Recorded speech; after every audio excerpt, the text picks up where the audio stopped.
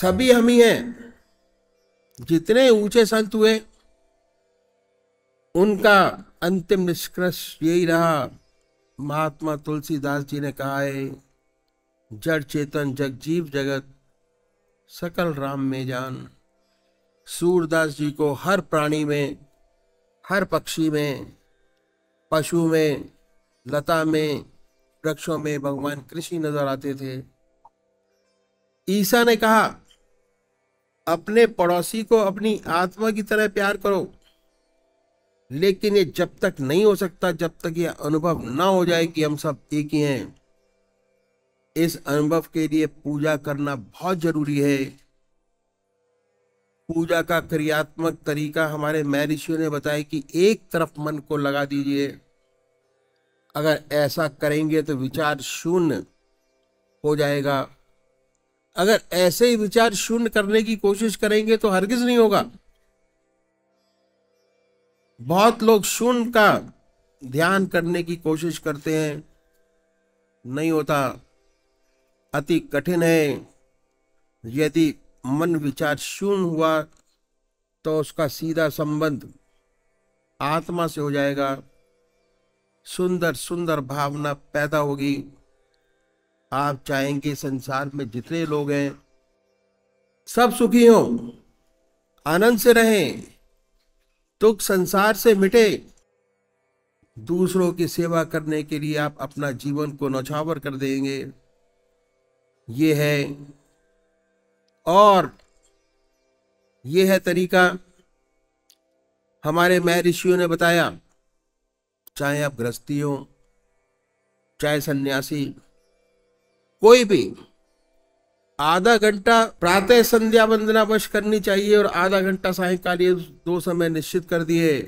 हमारे देश में 99% लोग परमात्मा को मानते हैं, ईश्वर को मानने वाले हैं और अपने किसी ना किसी ढंग से परमात्मा का पूजन करते हैं। यदि उनसे पूछें कि इस पूजा का क्या लाभ होगा तो 4 बात बताने के खामोश हो जाते हैं कि हमारे घर में मंदिर है, दादाजी करते थे, पिताजी करते हैं, हम करते हैं, हमारे देखा देखी हमारे बच्चे करते हैं, गॉड फियरिंग है। अगर उनसे पूछे इससे क्या कोई आंतरिक लाभ हुआ, इंटरनल आनंद की प्राप्ति हुई, मन शांत हुआ, तो ऐसे बहुत से लोग कहेंगे हुआ नहीं। तो इन संतों ने कहा कि हम एक तरीका बतलाते हैं, जब इस तरीके से पूजा करेंगे तो आपको विशेष लाभ होगा। ऐसा तरीका बताया जिसे हर कोई अपना सके। किसी भी मजहब का मानने वाला हो, किसी भी धर्म का अनुयायी हो, अपने धर्म के मत पर चल के कर सके। ऐसी बात बतलाई जो मैंने पूजा का तरीका आपके सामने रखा और उसे अपना इष्ट माने, उसी की पूजा करें, उसे कभी बदले नहीं। ऐसा नहीं रोज रोज बदलेंगे, कभी कृष्ण की पूजा करें, कभी माँ की। अगर रोज रोज बदलेंगे तो इसका विशेष लाभ नहीं होगा। दरअसल में पूजा का जो मकसद है वो चित्त की एकाग्रता प्राप्त करना है। इससे ऊपर उठें तो मैं ये कहूंगा कि विचार शून्य अवस्था प्राप्त करना, ऐसी हालत जिसमें विचार शून्यता आ जाए, तभी हो सकता है जब आपका एक इष्ट हो। इसलिए आज जितने साकार उपासक हुए सब एक इष्ट के उपासक थे। संत तुलसीदास भगवान राम के उपासक थे और इतने भगवान राम के उपासक थे कि एक बार द्वारकाधीश मंदिर चले गए। जब मंदिर के दरवाजे पर गए तो सबने प्रणाम किया, तुलसीदास जी ने नहीं किया। लोगों ने पकड़ लिया, कहने लगे कि आप तो भगवान के भक्त हैं, आपने प्रणाम क्यों नहीं किया। तुलसीदास जी ने भगवान की स्तुति की और भगवान की मूर्ति का बड़ा सुंदर वर्णन किया। आखिर में रो रो के कहने लगे कि तुलसी मस्तक तब झुके जब धनुष बाण लो हाथ। ऐसा कहते हैं कि भगवान के हाथ में धनुष बाण आ गया। तो तुलसीदास जी ने दंडवत प्रणाम किया। ऐसे ही कृष्ण के उपासक थे, ऐसे ही सूरदास थे, भगवान कृष्ण के उपासक थे। उन्हें हर जगह भगवान कृष्ण नजर आते थे, उनके साथ भगवान कृष्ण हरदम रहा करते थे।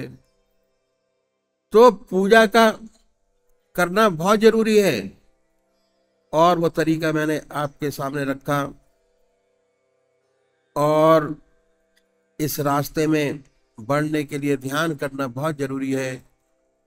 जो तरीका मैंने आपको बताया, इस तरीके से आप पूजा करेंगे, आपको विशेष लाभ होगा, चित्त एकाग्र होगा, मन में शांति और आनंद का वास होगा।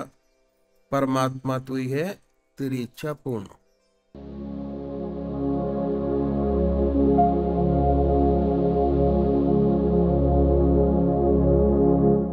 बड़ा सुंदर तरीका पूजा करने का हमारे सामने रखा, जो हर एक पर लागू होता है, चाहे किसी भी धर्म का मानने वाला हो, किसी भी धर्म का अनुयायी हो। संत तुलसीदास जी ने कहा है कि विनय प्रेम बस भई भवानी, खसी माल मूरत मुस्कानी। पूजा के लिए दो विशेष गुण उन्होंने हमारे सामने रखे, पहला विनय और दूसरा प्रेम। जब तक ये गुण हमारे में उत्पन्न नहीं हो जाते, सच्ची पूजा हमसे नहीं बनती। विनय एक ऐसा सुंदर गुण है जो दूसरे के हृदय को अपनी ओर आकर्षित करता है। विनयशील मनुष्य दूसरों के हृदय को अपनी ओर आकर्षित कर लेता है। यही विनय की महत्ता है। गीता में भगवान श्री कृष्ण ने बहुत सुंदर बात कही है।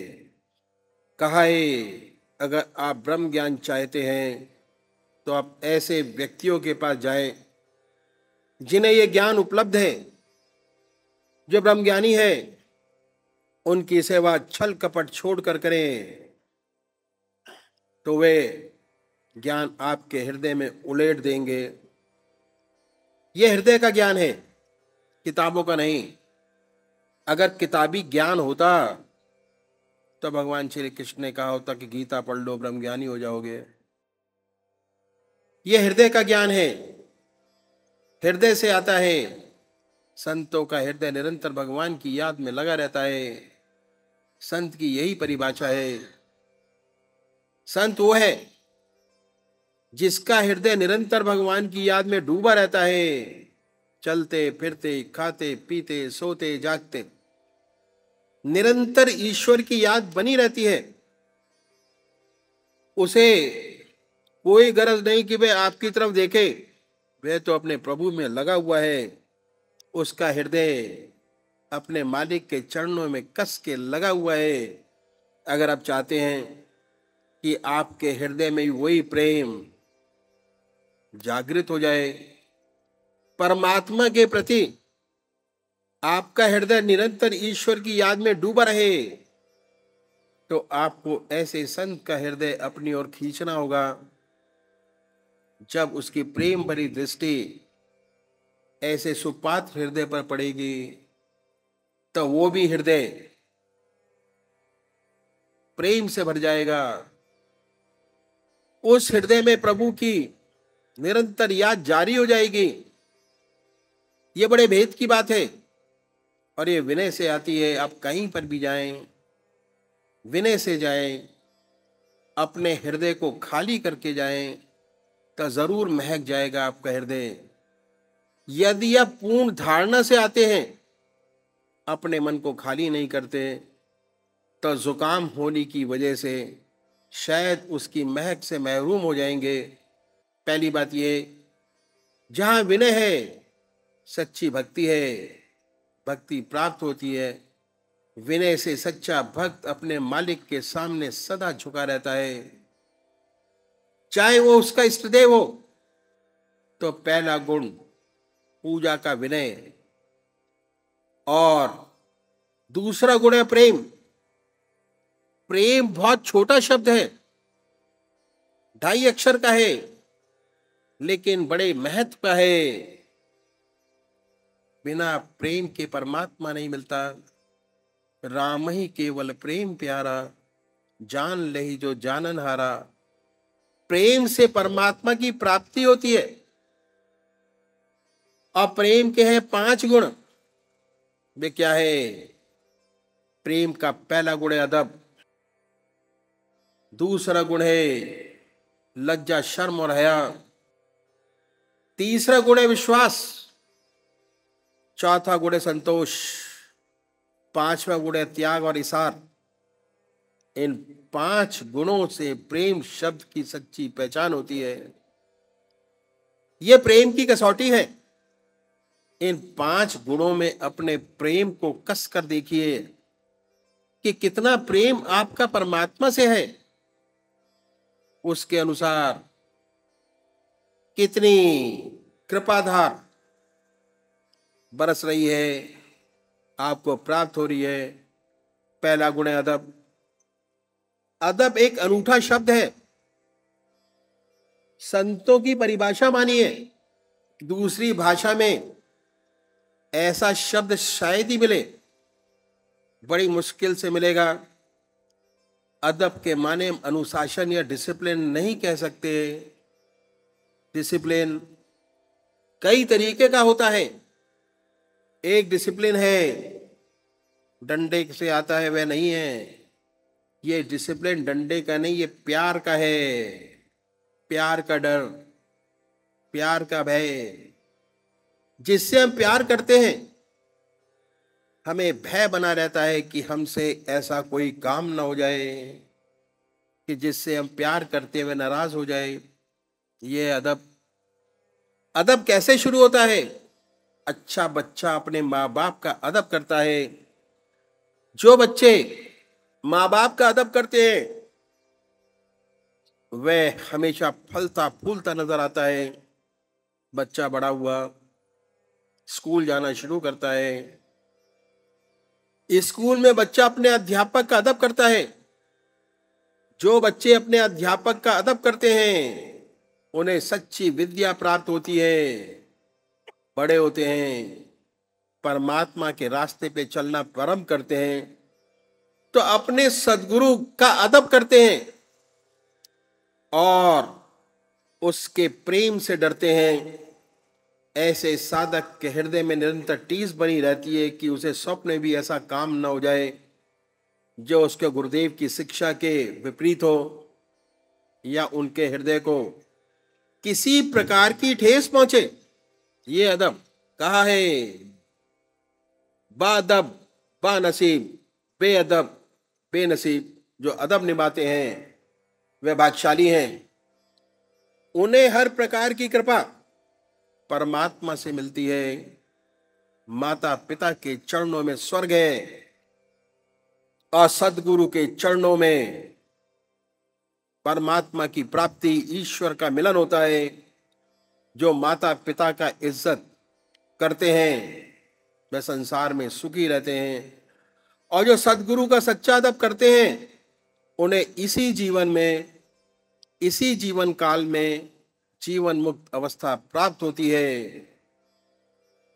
पहला गुण है अदब। संतों ने कहा अदब पहला करीना है मोहब्बत के करीनों में। प्यार के गुणों में अधिक महत्व उन्होंने अदब का दिया। ये रूहानियत का रास्ता, इशारों का रास्ता है। तो इशारा नहीं समझ सकता वह कहीं बात भी नहीं समझ सकता। जो साधक है सच्चा, वह हृदय से बात करता है, जबान से नहीं करता। जब ये अदब आगे बढ़ता है तो हमें ईश्वर की नजदीकी प्राप्त होती है और इससे परमात्मा का सच्चा अदब बनता है।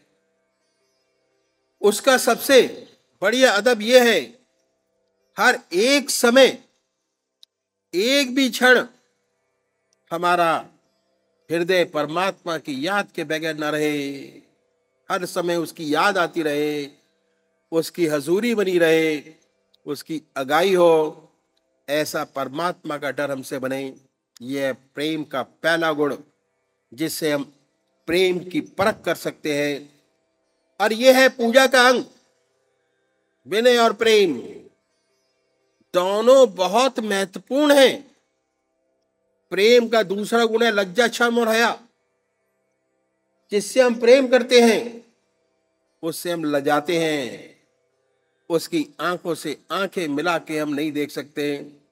उसकी निगाह पड़ी, हमारी निगाह नीची हो जाती है।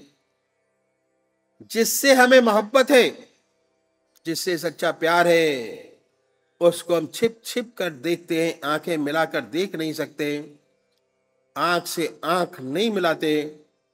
निरंतर ये भय बना रहता है कि हमसे ऐसा कार्य ना हो जाए जिससे उसे ठेस पहुंचे। सच्चा साधक निरंतर इसी कोशिश में लगा रहता है कि कहीं उससे ऐसा काम ना हो जो अपने गुरु के सामने नहीं कर सकता, उसकी गैरहाजिरी में भी ना करे। यह अदब, यह है शर्म और हया, लज्जा का इतना सुंदर गुण।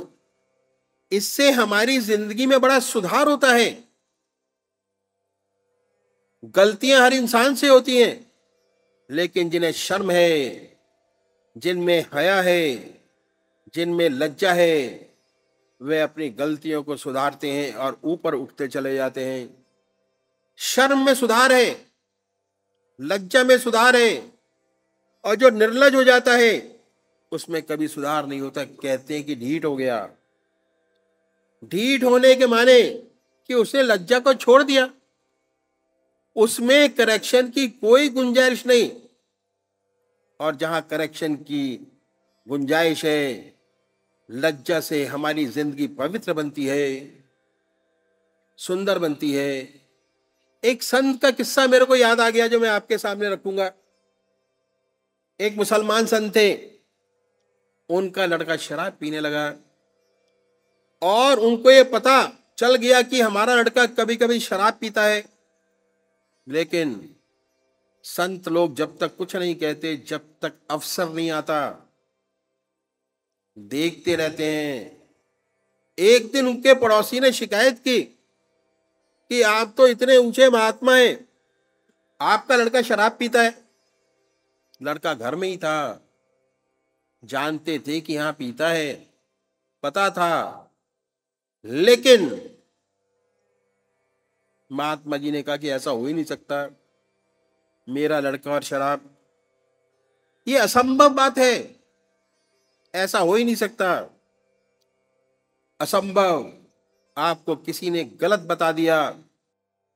और उन्होंने कहा कि फिर ऐसा हो ही नहीं सकता कि मेरा लड़का और शराब। लड़का सब सुन रहा था कि मेरे पिता को मेरे ऊपर इतना विश्वास, मैं ऐसा नीच काम करूं। उसने वाकई में शराब पीना छोड़ दिया। साल, 1.5 साल, 2 साल गुजरे, उसने शराब नहीं छुई। एक रोज उसके दोस्तों ने पकड़कर जबरदस्ती शराब की दुकान पे बैठा लिया। मजबूरन बैठ गया, पुरानी आदत थी, थोड़ा आदत का रिवाइवल हुआ, बैठ गया और पीने लगा। जब पी रहा था तो उन संत के पड़ोसी वहां से गुजर रहे थे और फौरन जल्दी जल्दी वापस आया, संत के पास पहुंचा और कहा चलिए मैं आपको दिखाता हूं, आप कह रहे थे कि आपका लड़का शराब नहीं पीता है, आप मेरे साथ चलिए, मैं आपको दिखाता हूं। वह छड़ी हाथ में लिए उनके साथ चल दिए।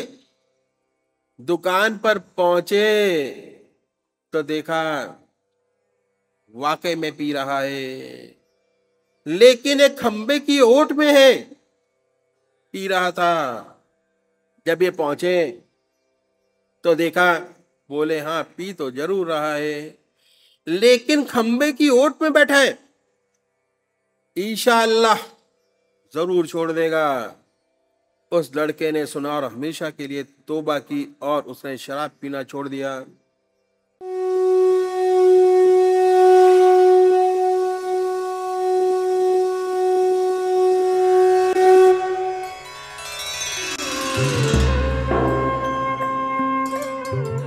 ध्यान योग के कार्यक्रम आनंद योग से निःशुल्क जुड़ने के लिए संपर्क करें 9810239677।